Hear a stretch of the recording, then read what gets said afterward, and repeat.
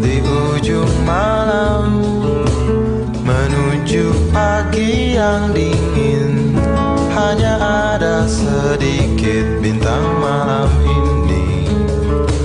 Mungkin karena kau sedang cantik-cantiknya.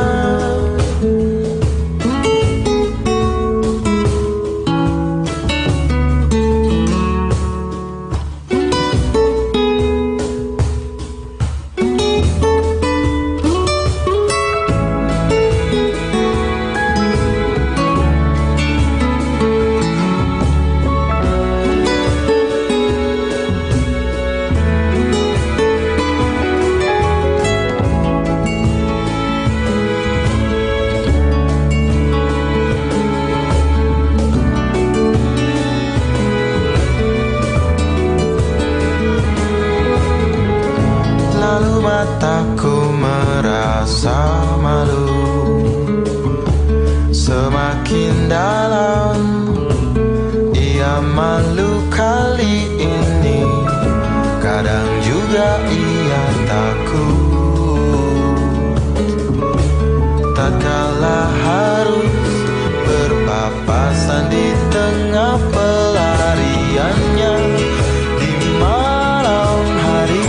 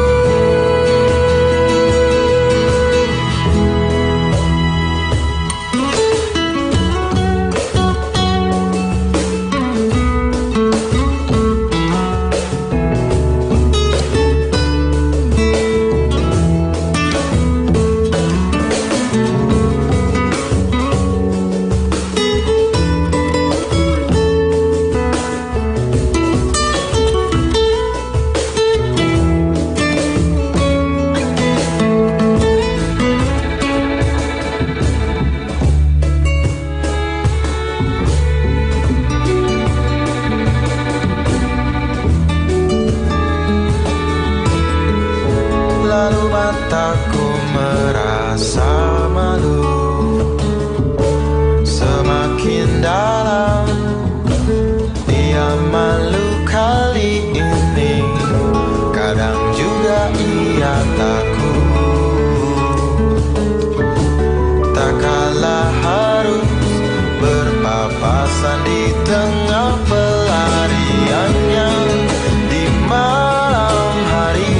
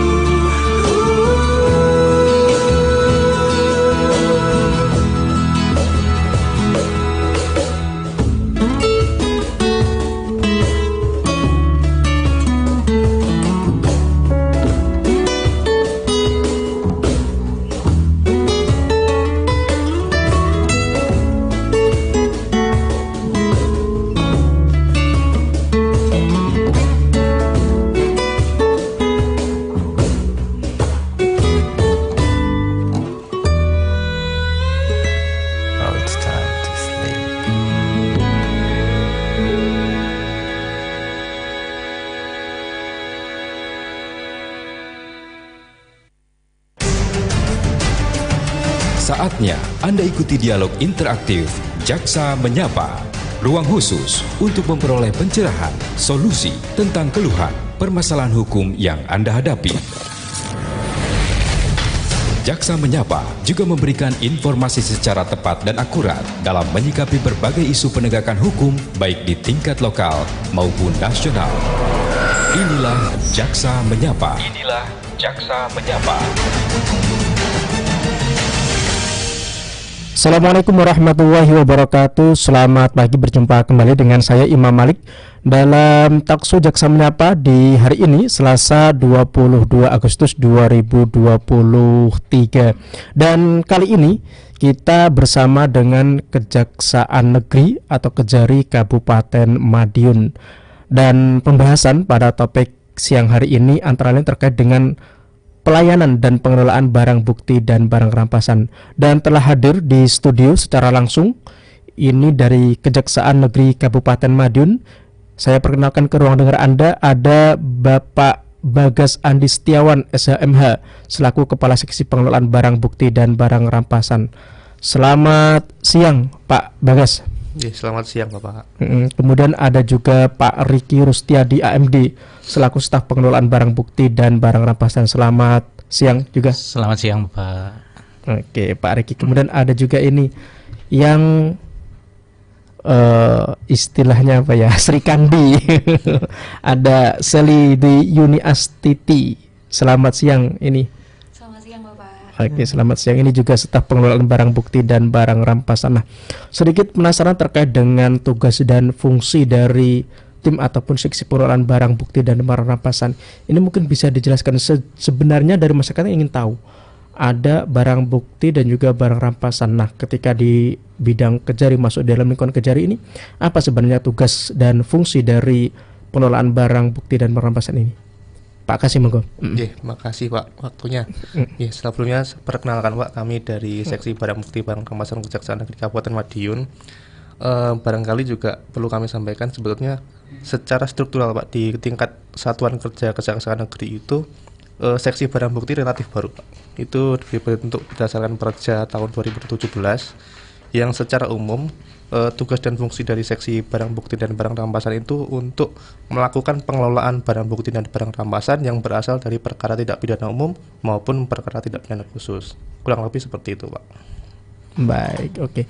Tindak pidana umum dan tindak pidana khusus. Ya. Kalau perdata nggak masuk di rampasan juga? Tidak Pak. Jadi untuk secara tusi kami di istilahnya bahasa sehari-hari itu kami seksi BB Pak. Jadi seksi BB itu tugasnya melakukan pengelolaan barang bukti yang berasal dari perkara tindak pidana. Oke, baik. Seperti itu. Pengelolaan barang bukti. Nah, di sini di dalam topik ada juga kata-kata pelayanan. Nah, ini pelayanan yang diberikan. Nah, kalau dikelola rata-rata sudah orang ngerti pelayanannya untuk barang bukti dan barang rampasan ini seperti apa ini? Monggo dari Pak Kasih lagi atau yang lain? Baik, mungkin untuk teknisnya nanti dari staf-staf Pak. Tapi secara umum pelayanan yang ada di seksi BB itu, misalkan kita ada layanan pengembalian barang bukti, kemudian ada pelayanan peminjaman barang bukti untuk keperluan persidangan oleh jaksa penuntut umum, kemudian ada namanya pelayanan untuk pemusnahan barang bukti, dan juga ada pelayanan terkait perawatan barang bukti yang kita kelola di gudang barang bukti. Nah, untuk teknisnya staf-staf kami yang melaksanakan sehari-hari seperti itu Pak. Oke, baik. Tadi disampaikan ada perawatan. Ini perawatannya berapa lama jangkanya ini Pak dari sebuah barang bukti? Monggo dari Pak Riki. Mbak Seli silakan. Ya, terima kasih Bapak atas waktunya. Ya, perawatan ini dilakukan secara berkala Pak untuk perawatan. Kita dilakukan sebulan sekali untuk perawatannya. Mencakup itu barang buktinya seperti kendaraan bermotor atau mobil ataupun barang-barang yang perlu perawatan Pak. Sehingga untuk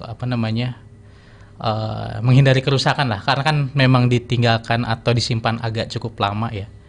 Ya, dalam ketika masih dalam persidangan seperti itu Pak. Oke, masih dalam masa persidangan. Kalau misalkan motor, kalau perawatan memerlukan bensin, ini bensinnya dari mana Pak? Pak, saya tambahkan. Jadi perawatan yang kami laksanakan itu mencakup terkadang kan barang bukti yang kita terima itu ada yang kondisinya masih normal, dan juga ada beberapa yang kondisinya memang apa adanya ya. Jadi kita merawat itu dalam kapasitas merawat seperti apa yang kita terima dari awal. Jadi ketika barang bukti nanti itu sudah memiliki status yang jelas dari keputusan pengadilan, maka akan kita lakukan pengembalian atau pemusnahan itu sesuai dengan apa yang kita terima di awal tadi, seperti itu Pak. Oke, dirawat sesuai dengan kondisi waktu diterima seperti Ya, itu. seperti itu. Nah, ada barang bukti, ada barang rampasan. Nah, ini apakah ada perbedaan tertentu antara barang bukti dan juga barang rampasan ini, Mbak Sally mungkin ya? Oke. Kalau untuk barang rampasan sendiri itu adalah barang bukti yang sudah memiliki kekuatan hukum atau inkrah. Jadi putusannya itu dirampas untuk negara. Jadi kita akan eksekusi. Tugas kita di barang bukti itu eksekusi sesuai dengan putusan dari pengadilannya. Jadi misalkan kalau barang itu dirampas untuk negara, kita itu bisa dilakukan penjualan langsung. Seperti itu. Jadi hasil dari penjualan langsung itu akan disetor ke kas negara. Nah, sebuah istilahnya dalam sebuah perkara ini bagaimana bisa ditentukan bahwa ini barang harus dirampas untuk negara, ini seperti apa ini? Baik, saya bantu menjawab. Jadi untuk saya tambahkan tadi terkait barang bukti dan barang rampasan, kalau bahasa sederhananya itu barang bukti itu adalah benda sitaan yang dipergunakan dalam proses pembuktian suatu perkara tidak pidana yang dalam tahap penuntutan maupun penyidikan. Nah, kalau barang rampasan itu adalah barang sitaan yang sudah memiliki kekuatan hukum tetap tadi. Nah, kekuatan hukum tetap tadi diperoleh dari mana? Itu diperoleh dari putusan pengadilan.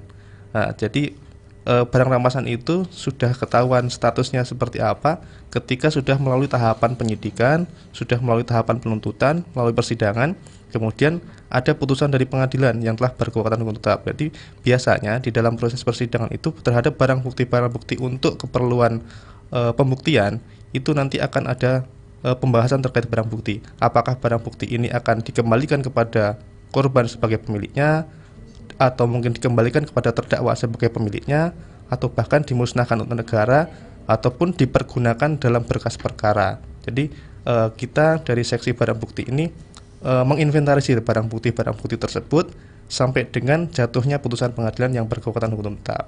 Seperti itu Pak. Oke, baik, diinventarisir satu persatu setiap barang bukti yang ada di pendengar dan juga pemirsa dimanapun Anda berada yang ingin bergabung. Ini bisa melalui line telepon di 0351459198 ataupun di SMS dan juga WA di 0811366997, dan juga siaran ini dapat Anda simak melalui streaming website rri.co.id, kemudian aplikasi smartphone yang dapat di-download di Play Store dengan aplikasi RRI Playgo, kemudian juga bisa Anda simak melalui YouTube channel RRI Madiun. Masih terkait dengan barang bukti dan barang rampasan ini, adakah klasifikasi yang ditentukan ataupun jenis-jenis yang ditentukan dari setiap barang bukti ataupun barang rampasan ini Pak? Untuk klasifikasi kami ini sebatas dengan jenis perkaranya Pak. Jadi terkait perkara tidak pidana umum dan juga perkara tidak pidana khusus. Perkara tidak pidana umum itu contohnya misalkan laka lantas, pencurian, perjudian, penyalahgunaan obat-obatan dan lain sebagainya. Nah, kalau untuk perkara tidak pidana khusus itu berkaitan dengan perkara tidak pidana korupsi, pelanggaran HAM ataupun perkara di bidang tidak pidana khusus, seperti itu Pak. Klasifikasinya hanya untuk perkara dua bidang itu aja. Oh, di dua bidang, di pidana dan khusus ini. Ya, umum dan khusus. Baik. Ketika barang bukti sudah berada di kejaksaan, kemudian dikelola, dan pastinya juga tadi diinventarisir satu persatu setiap barang bukti. Nah, untuk jenis-jenis penyimpanannya sendiri, ini seperti apa ini, Pak Riki atau Mbak Sally ini? Baik, akan saya coba bantu jawab. Kalau jenis-jenis penyimpanannya, tadi kan ada beberapa barang seperti perkara laka lantas, itu pasti kan barang buktinya berupa motor atau tidak mobil Pak ya. Di sana kita ada barang bukti, maksud saya gudang barang bukti khusus untuk kendaraan. Kemudian kalau misalkan perkaranya narkotika, kita ada berangkas Pak. kemudian surat-surat berharga barang buktinya kita bisa masukkan ke berangkas. Kemudian ada gudang barang bukti khusus juga seperti kalau untuk perkara pencurian gitu Pak. Di sana kita klasifikasikan atau kita punya rak-rak terpisah Pak. Jadi untuk barang-barang barang-barang buktinya nanti kita pisahkan sesuai dengan kasusnya ataupun sesuai dengan jaksanya masing-masing siapa yang bertanggung jawab begitu Pak.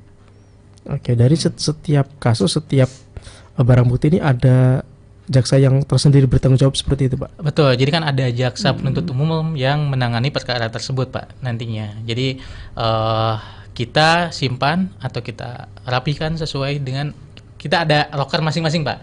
Jadi jaksa yang satu untuk menangani kasus perkara laka lantas misalkan atau enggak pencurian, nanti ada loker jaksa tersebut, kita simpan barang buktinya di loker jaksanya.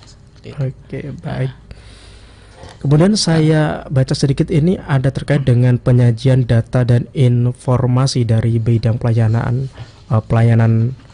pengelolaan barang bukti ini. Penyajian data dan informasi dari sebuah barang bukti ini seperti apa ini, Mbak Sally atau Pak Riki lagi?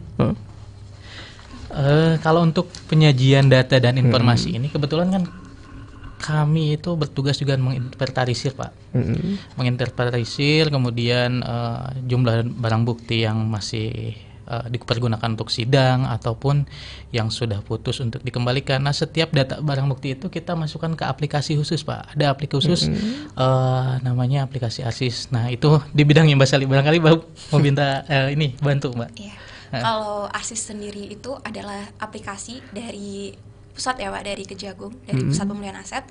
Jadi di situ itu bisa di track atau bisa data semuanya barang bukti itu masuk di situ. Dari mulai awal perkara masuk tahap 2, kita input di aplikasi tersebut, terus sampai proses persidangan, barang buktinya itu apa aja, kita masukkan di situ sampai putusan terakhir, putusan ketika inkrah. Jadi semuanya bisa dilihat di situ, masuk di aplikasi tersebut. Oke, aplikasi namanya tadi? ARSIS. ARSIS. Iya. S ya? ARSIS. ARSIS. Itu ARSIS Aset recovery aset recovery sistem. Oke, baik. Di aplikasi ARSIS ini bagi para lawyer ini pastinya penasaran terkait dengan kasus-kasusnya yang dibantu juga. Ini sejauh mana barang bukti yang disita ataupun sementara dipegang oleh kejaksaan. Nah, ini ada yang bertanya di channel YouTube, ada DC Lawyers, ambil BB gratis atau tidak ini? Penjelasannya seperti apa ini Pak? Monggo. Ya, jadi mungkin di sini kesempatan kami Pak untuk menegaskan bahwasanya setiap pelayanan yang ada di khususnya di seksi barang bukti barang rampasan itu semuanya gratis Pak. Sepanjang persyaratan-persyaratan terkait pengambilan barang bukti itu lengkap, jelas, karena kita juga untuk memastikan apakah barang bukti ini diambil oleh yang berat atau tidak, seperti itu Pak. Jadi kami tegaskan lagi tidak ada pungutan atau biaya apapun dari kami, seperti itu. Baik. Kalau misalkan sebuah kendaraan ini persyaratan yang diperlukan apa saja? Misalkan kalau sekarang kita tahu banyak kendaraan nama BPKB dan STNK-nya ini milik A, kemudian kendaraannya milik B, dan yang pegang ternyata C. Ini seperti apa ini Pak? Ya, baik. Jadi kami tarik ke belakang lagi. Jadi seksi barang bukti itu kan menerima barang bukti dari penyidik. Jadi ada istilahnya itu tahap 2. Tahap 2 itu adalah penyerahan tersangka dan barang bukti. Nah, disitulah kami mulai bekerja Pak. Jadi barang bukti itu kami terima dari penyidik. Misalkan mobil itu dari penyidik yang disita adalah STNK dan unit mobilnya beserta kuncinya. BPKB-nya tidak ada. Katakanlah STNK itu milik A. Nah, kemudian dipergunakan untuk keperluan pembuktian di persidangan sampai akhirnya jatuhlah putusan pengadilan. Putusan pengadilan itu bunyinya mengembalikan barang bukti berupa mobil atas nama A kepada B. Ya, kita patokannya di putusan itu tadi Pak. Sepanjang yang si B itu datang membawa identitasnya mengatasnamakan B, kita melaksanakan sesuai dengan putusan pengadilan, karena tadi putusannya berbunyi mengembalikan barang bukti mobil atas nama A kepada B. Itu seperti itu. Oke, baik. ini dikembalikan sesuai dengan kepemilikannya ini. Karena kalau kita ketahui banyak kan sekarang kendaraan motor, mobil ini milik A milik B ternyata bukan. Oke, ini ada lagi yang pertanyaan di YouTube di awal-awal cukup ramai nih, sudah ada 1 2 3 4 5, ada 5 ini yang masuk ini. Kemudian ada Dwi Indah ini, untuk pinjam pakai barang bukti waktu yang diberikan berapa hari atau berapa lama ini? Untuk pinjam pakai Pak, ini pinjam pakai itu kan ada untuk persidangan ya Pak ya. Jadi barang bukti itu bisa dipakai atau dipinjam oleh jaksanya untuk persidangan. Nah itu bisa diajukan maksimal 1 hari sebelum persidangan Pak. Jadi jaksa mengajukan, mengisi formulir untuk dipinjam atau dipergunakan untuk persidangan. Nah, kita bantu nanti disiapkan. Setelah itu, setelah selesai persidangan dan barang bukti tersebut harus segera dikembalikan, begitu Bapak. Nah, kalau untuk berapa hari maksimalnya, itu seharusnya setelah sidang itu harus segera dikembalikan Pak, begitu. Oke, ini dipinjamnya hanya untuk keperluan sidang atau boleh keperluan yang lain juga ini Pak? Nah, ini Pak, ada pinjam pakai barang bukti untuk keperluan yang lain, diantaranya seperti misalkan ada kendaraan menjadi barang bukti, itu kan kendaraannya misalkan dipergunakan oleh korbannya untuk mencari usaha Pak ya. Nah, itu bisa dipergunakan atau bisa dipinjam kepada kejaksaan, asalkan persyaratannya atau pengguna yang yang ingin meminjamnya itu melakukan permohonan ke kejaksaan, menyertakan alasannya seperti apa, dipergunakan untuk apa. Ketika nanti misalkan di ACC itu bisa dipinjam atau dipergunakan. Nah, untuk waktunya sendiri itu dipergunakannya batas maksimalnya sebetulnya nggak ada batas maksimal. Kalau misalkan putusannya sudah keluar dari pengadilan dan barang buktinya itu dikembalikan, nanti kita akan dilakukan pengembalian secara administrasi Pak, seperti itu. Oke, pengembalian secara administrasi saja karena barangnya kan sudah dibawa ya. Iya, barangnya sudah dibawa. Tapi kan memang harus ada jaminan Pak. Maksudnya kalau misalkan mobilnya yang dipinjam itu STNK atau BPKB-nya harus ada tetap disimpan di kejaksaan Pak. Oke, baik. Disimpan di kejaksaan. Nah, kemudian terkait dengan pelayanan juga ada ini terkait dengan pengantaran barang bukti. Apakah sebuah barang bukti ini ada kewajiban ataupun istilahnya keharusan dari kejaksaan untuk mengantarkan barang bukti ini Pak? Atau bagaimana Pak penjelasannya ini? Baik. Pengantaran barang bukti itu adalah bagian daripada pelaksanaan putusan Pak. Jadi ada beberapa barang bukti yang dalam putusannya itu dikembalikan kepada korban. Nah, kadangkala yang biasa terjadi itu biasanya itu yang ada di kami perkara lalu lintas Pak. Jadi ketika barang bukti itu dikembalikan kepada korban, terkadang korban tidak mau mengambil karena mungkin efek traumatis atau efek psikologis daripada korban sendiri. Sehingga kami menginisiasi, mencoba memfasilitasi hal itu dengan cara kita coba kembalikan. Barangkali si korban ini tidak ada kesempatan untuk datang ke kantor ataupun hal-hal lainnya, sehingga kami memfasilitasi untuk mengembalikan barang bukti tersebut. Nah, namun untuk proses pengembaliannya tentu kami juga ada rentan waktunya. Biasanya kalau 30 hari sejak putusan itu telah jatuh, kita sudah melakukan pemanggilan secara patut kepada yang bersangkutan, ternyata tidak ada tindak lanjutnya, maka dalam kurun waktu 30 hari kemudian kita coba komunikasi lagi. Sampai tidak ada komunikasi berarti kita akan melakukan pengantaran barang putih itu, dan kami juga mengembalikan barang putih itu juga gratis juga, seperti itu. Pengantaran barang bukti. Nah, kalau sampai masuk ke tahap lelang itu apakah yang istilahnya ini barang buktinya tidak diambil masuk di lelang atau bagaimana Pak? Oh iya. Untuk yang lelang itu masuknya adalah ke barang rampasan milik negara. Jadi terhadap barang sitaan yang telah dijatuhkan putusan pengadilan dengan status dirampas untuk negara. Nah, biasanya hal-hal barang bukti yang dirampas untuk negara itu yang memiliki nilai ekonomis Pak. Tahapannya pun tidak gampang juga, panjang juga prosesnya.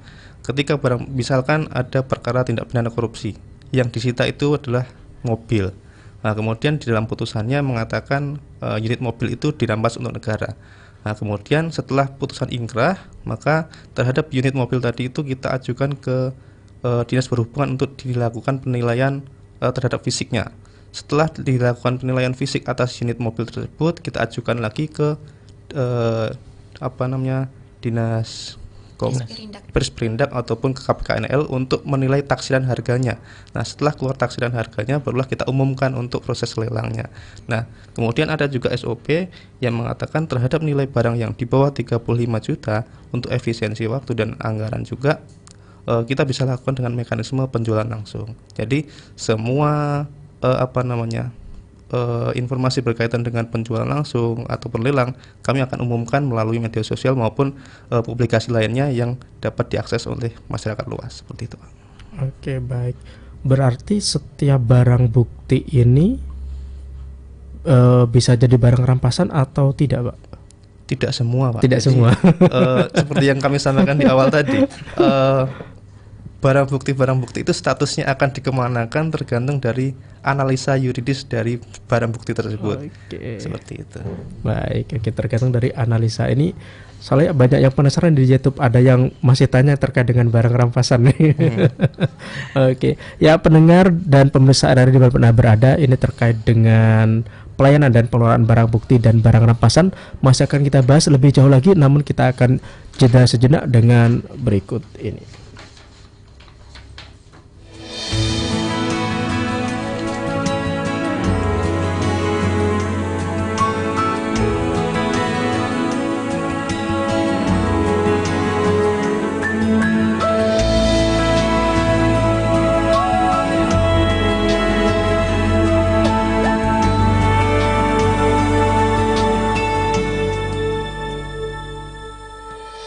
Segala cintaku yang kau jalan membawa diriku pun percaya, memberikan hatiku hanya kepada dirimu selamanya. Sampai kapan juga menjaga segala rasamu agar dirimu selalu berasa akan cinta kita. Apakah diriku yang bersalah hingga bisa di depan mata, tetapi diriku masih tetap cinta kamu kasih selamanya. Sampai kapan juga menjagakan cinta kita agar tetap di tempatnya sehingga takkan sampai punah. Seribu ragu yang kian menyerang, tapi diriku terlanjur sayang. Walau ada mata angin berawan, tapi ku bertahan dan ku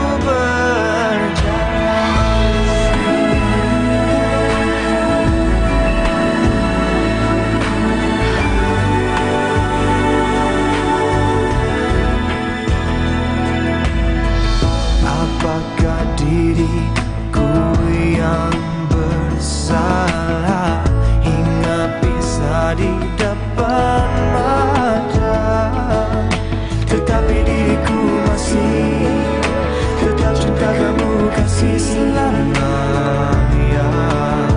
Sampai kapan juga menjagakan cinta kita agar tetap di tempatnya sehingga takkan sampai punah. Seribu ragu yang kian Maka majelis ini nggak boleh melindungi dokter atau tenaga kesehatan. terlanjur sayang. Walau ada mata angin melawan, tapi ku bertahan dan ku bertahan.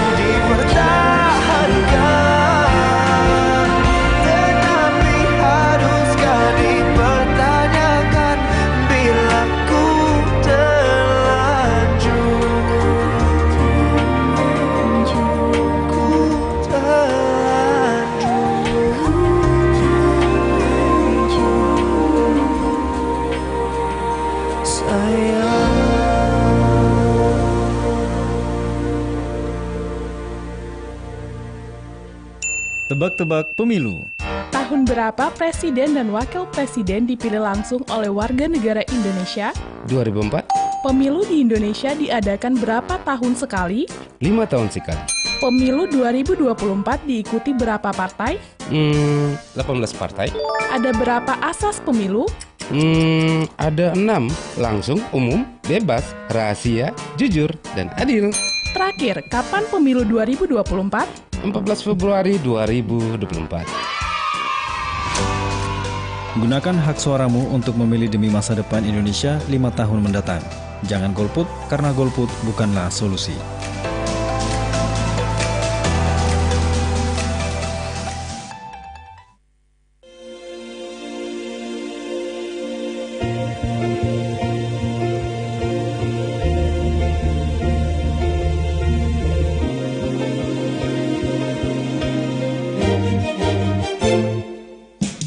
Bersatu kita maju, membangun komitmen baru, sehati menjaga diri demi kejayaan institusi. Jaksa menyapa sahabat masyarakat, membuka diri, wujudkan sinergi. Hukum yang sejati tidak berjalan sendiri. Tunaikan bakti, masyarakat menanti. Jaksa menyapa, berjalan bersama. Jaksa menyapa, ada di tengah Anda. Tinggalkan masa lalu, sambutlah era baru. Jaksa menyapa, sahabat kita semua.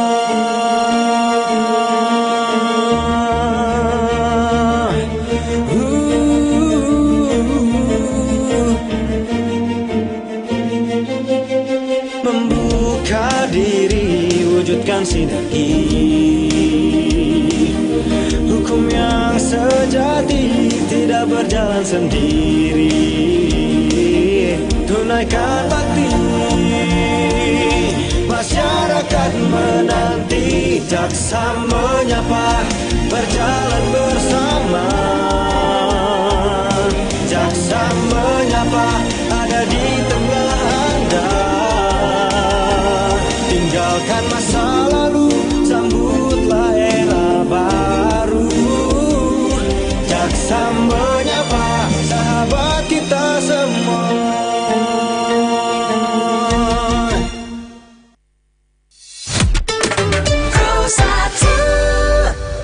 Kembali lagi di Pro 1 RRI Madiun, dialog bersama Jaksa Kejari ataupun Kejaksaan Negeri Kabupaten Madiun. Ya, masih bersama dengan Kasih Pengelolaan Barang Bukti dan Barang Rampasan Bagas Andi Setiawan, dan juga Riki Rustiadi, staf pengelolaan barang bukti dan barang rampasan, dan Sally Dwi Yuni Astiti, staf pengelolaan barang bukti dan barang rampasan Kejaksaan Negeri Kabupaten Madiun. Ya, masih banyak yang bertanya terkait dengan perawatan, khususnya keamanan ataupun pengamanan di dalam perawatan barang bukti atau barang yang disita dari kejaksaan. Ini seperti apa ini Pak penjelasannya?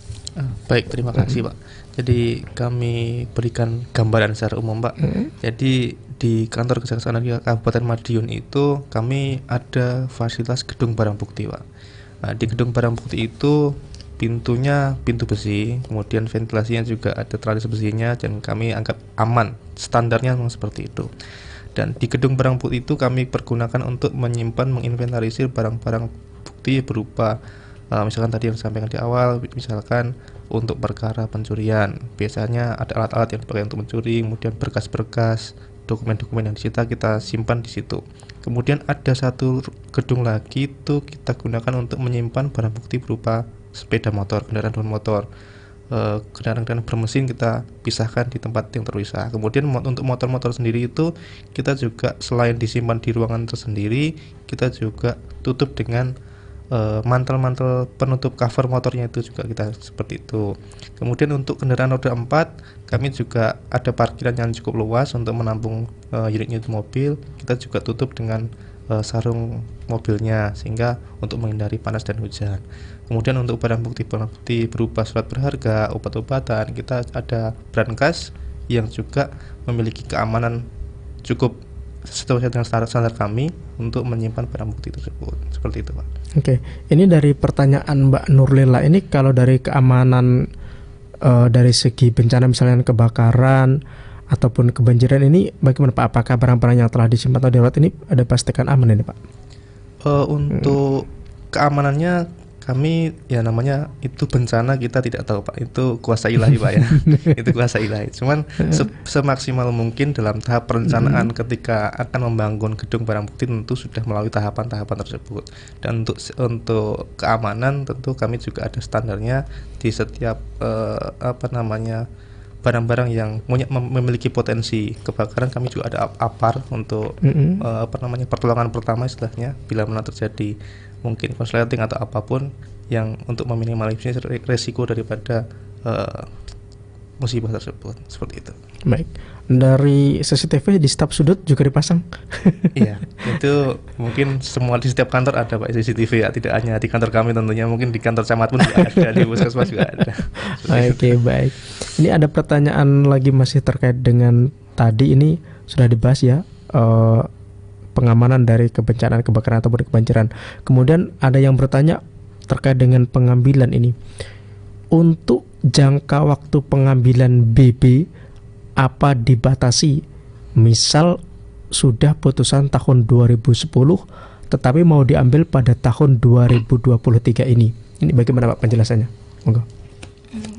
Saya coba jawab ya Pak. Ya, monggo. Untuk pengambilan BB di tahun 2010 perkara tahun 2010 dan baru mau diambil tahun 2023 itu sangat bisa ya Pak, selagi bisa membuktikan bahwa itu adalah orang yang memang berhak untuk mengambil dan juga dilengkapi dengan identitas-identitasnya untuk kelengkapan administrasi. Seperti itu. Oke, baik. Kalau berarti walaupun jangka batasnya ada berapa tahun sebuah barang bukti ini bisa tetap berada di gudang kejaksaan ini Pak? Sebetulnya untuk limitasi waktunya tidak ada Pak. Cuman itu tadi yang seperti yang kami sampaikan tadi, bila mana barang bukti itu akan dikembalikan kepada pemiliknya, kita sudah melakukan pemanggilan ataupun pemberitahuan kepada yang bersangkutan ternyata tidak ada lanjutnya, kita coba upayakan untuk pengembalian. Nah, cuman terkadang dalam proses pengembalian itu kita juga ada kendala. Biasanya mungkin yang si pemilik tadi pindah domisili sehingga kita tidak tahu lagi di mana keberadaannya. Nah, biasa barang-barang bukti yang seperti itu tidak statusnya kita namakan barang temuan Pak. Jadi kita coba membuat berita acara barang temuan, kita koordinasikan dengan bidang-bidang lain, bidang pidana umum, kita mencari berkas-berkasnya di mana. Bila mana nanti tidak ada ininya, kita minta petunjuk kepada pimpinan untuk status barang bukti itu seperti apa, seperti itu. Baik, tidak ada batas limit waktu. Kalau jarak pemanggilan sampai batas maksimal itu berapa lama Pak? Yang umumnya yang biasa kita laksanakan itu maksimal 30 hari. 30 hari tidak ada responnya, kita coba upayakan untuk mencari domisili daripada yang berhak tadi dan kita komunikasikan seperti apa untuk tindak lanjutnya, seperti itu Pak. Oke, baik. Dicari diumumkan, makanya banyak-banyak dengar pengumuman ini baik itu melalui televisi maupun radio ini. Ya, bagi Anda yang sedang barangnya berada di Kejaksaan Negeri. Oke, ini di Wahyuningrum di channel YouTube bertanya terkait dengan apa yang disebut barang rampasan. Tadi sudah dijelaskan, tapi mungkin bisa lebih dijelaskan lagi untuk Ibu Dwi Wahyuningrum nih, biar lebih jelas lagi Pak. Saya coba bantu jawab ya Pak ya. Jadi untuk barang rampasan itu sebetulnya barang bukti ya Pak ya. Ketika barang bukti tersebut sudah memiliki kekuatan hukum yang tetap dari pengadilan, misalkan barang rampasan itu bukan dibagi, maksudnya memang ada barang rampasan yang untuk negara, milik negara itu jadi sesuai dengan keputusan pengadilan milik negara, nanti kami akan lakukan pelelangan ataupun penjualan langsung. Ada juga barang rampasan yang untuk dimusnahkan Pak. seperti obat-obatan terlarang kan itu memang harus dimusnahkan. Jadi seperti itu. Jadi barang rampasan ada yang untuk negara, ada juga yang untuk dirampas untuk dimusnahkan. Seperti itu, Pak. Untuk pemusnahannya sendiri ada berapa macam jenis pemusnahan ini, Pak? Kalau untuk pemusnahan sendiri, kalau untuk pemusnahan maksudnya bukan berapa macam ya Pak ya, mungkin caranya mungkin ya berbeda-beda. Kalau misalkan barang buktinya itu pakaian ataupun berkas-berkas, itu kita dengan cara dibakar. Kemudian kalau obat-obatan itu cara pemusnahannya biasanya kebanyakan ada obat yang namanya narkotika ataupun pil double L, Pak. Yang banyak itu kasusnya pil double L, dan itu jumlahnya puluhan ribu, Pak, ada di kami. Jadi nanti dimusnahkan dengan cara di blender, dicampur dengan air, kemudian dibuang dan dimasukkan ke dalam tanah, ditimbun, Pak. Seperti itu.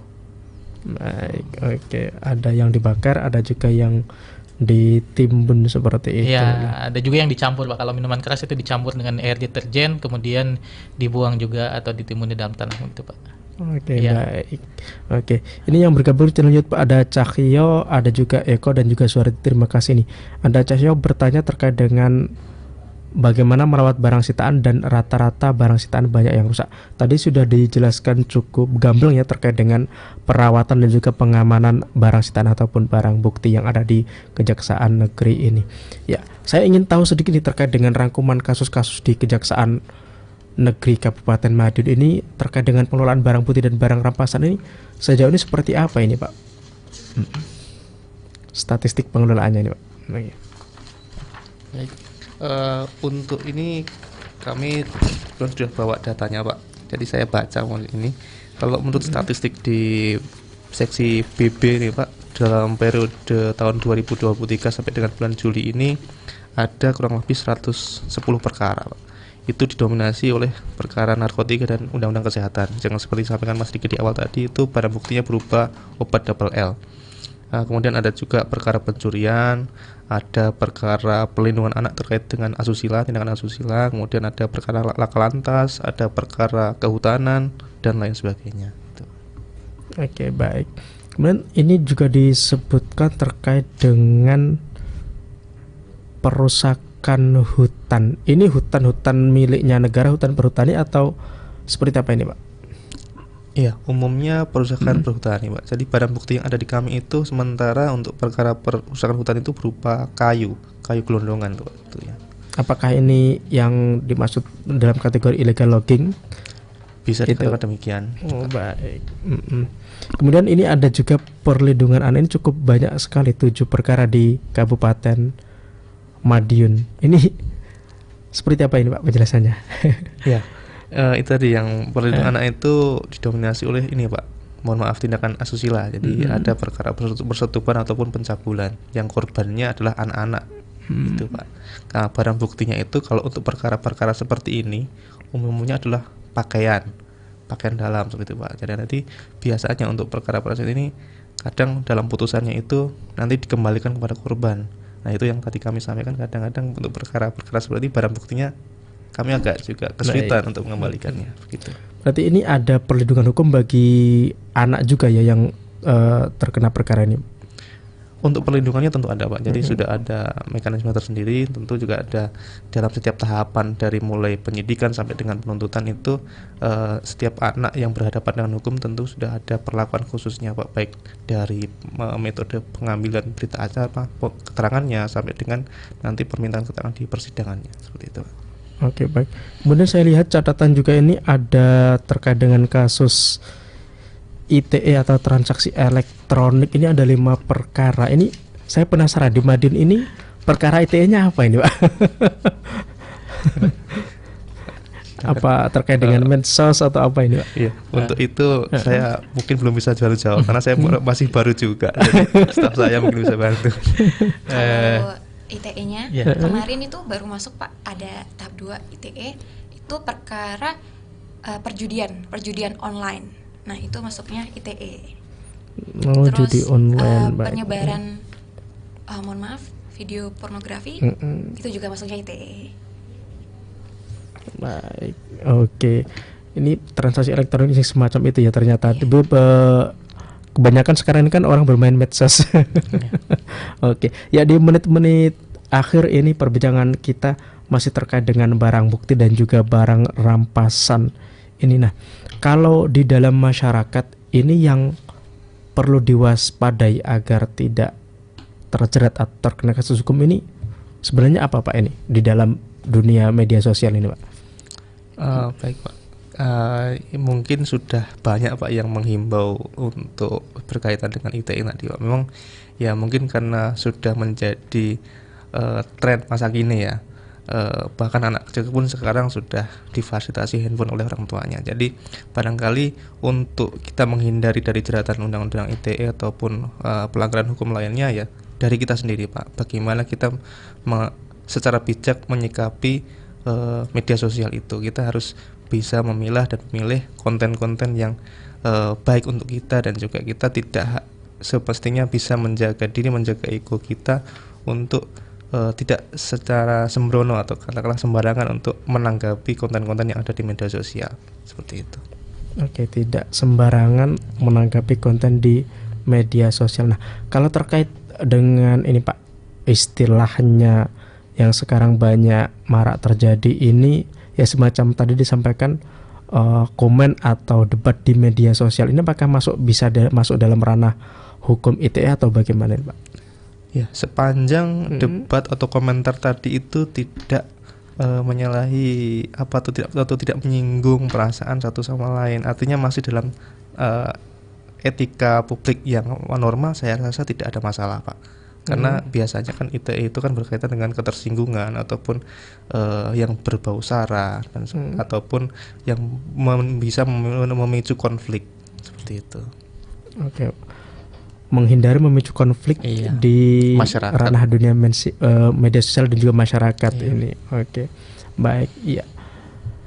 Di menit ke-50 perbincangan kita mungkin ada pesan penutup yang ingin disampaikan baik itu dari Pak Bagas, Pak Riki maupun Pak Sedi ini, monggo.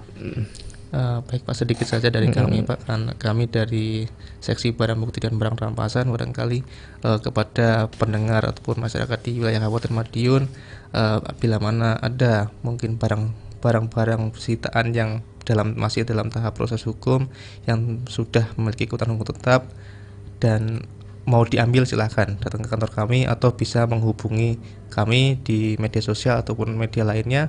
Kami akan coba bantu mencari ataupun nanti mengembalikan barang bukti bila mana nanti Bapak Ibu sekalian tidak sempat datang ke kantor, kami coba fasilitasi untuk mengantarkan barang bukti tersebut.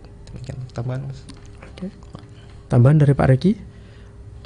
Kalau saya sendiri sih menambahkan ini Pak, terhadap anak muda yang mendengar barangkali ya, lebih bijaklah dalam bergaul, jangan sampai ikut ke dalam atau terjerumus menggunakan barang-barang haram, barang-barang narkotika ataupun obat-obatan. Karena yang saya temukan atau selama ini yang saya terima barang bukti itu yang menggunakan atau yang menjual seperti pil double L itu ditemukan banyak sekali anak muda Pak, gitu.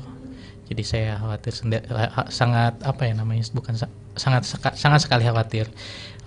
Mungkin bisa baik-baiklah dalam bergaul, pilih-pilih orang mana yang baik dan mana yang buruk ya. Mungkin itu saja dari saya Pak. Oke, baik. Dari Mbak Sally atau teman? Saya kira cukup ya Pak, sudah disampaikan semua sama Mas Riki dan Pak Bagus. Oke, baik. Ya, pendengar dan pemirsa dari Madiun dimanapun Anda berada, tuntas sudah terkait dengan perbincangan kita pada siang hari ini dalam Taksu Jaksa Menyapa terkait dengan pelayanan dan pengelolaan barang bukti dan barang rampasan bersama Kejaksaan Negeri Kejari Kabupaten Madiun, bersama narasumber Bapak Bagas Andi Setiawan selaku Kepala Seksi Pengelolaan Barang Bukti dan Barang Rampasan. Kemudian ada Bapak Riki Rustiadi selaku Staf Pengelolaan Barang Bukti dan Barang Rampasan, dan juga Ibu Seli Dwi Yuni Astiti selaku Staf Pengelolaan Barang Bukti dan Barang Rampasan. Terima kasih kebersamaan kita, kami dari tim kerabat Kajang Bertugas. Ada kurangnya kami mohon maaf, undur diri. Assalamualaikum warahmatullahi wabarakatuh. Sampai jumpa. Terima kasih Anda telah mengikuti dialog interaktif Jaksa Menyapa. Partisipasi Anda membantu meningkatkan dukungan dan kepercayaan publik terhadap institusi penegak hukum.